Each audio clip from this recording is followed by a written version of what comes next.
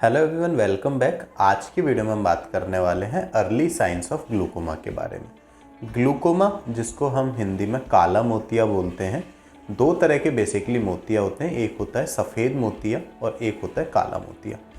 सफ़ेद मोतिया काला मोतिया में क्या डिफरेंस होता है?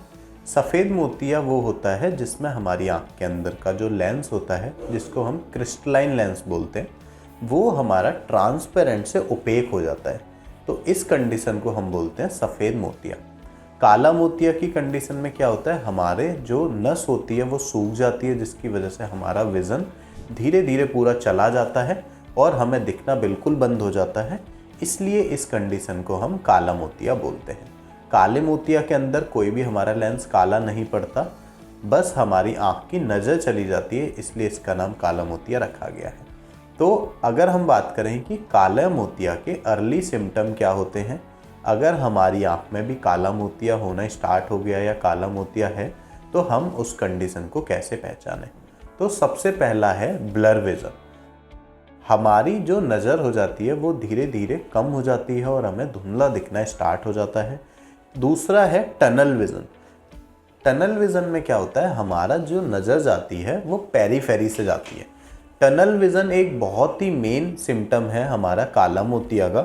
तो नज़र बेसिकली कैसे जाती है, जैसे मान लीजिए अगर मैं सामने देख रहा हूँ तो मुझे सामने तो दिखेगा, मतलब सेंट्रल विज़न तो दिखेगा, पर मेरी जो पेरिफेरल विज़न है मेरा, वो धीरे धीरे जाता चला जाएगा। जैसे कि अगर मैं सामने फोकस कर रहा हूँ तो अगर यहाँ कोई हाथ हिलता है तो धीरे धीरे ये जो मेरा विज़न का एरिया है ये धीरे धीरे कम होता जाएगा।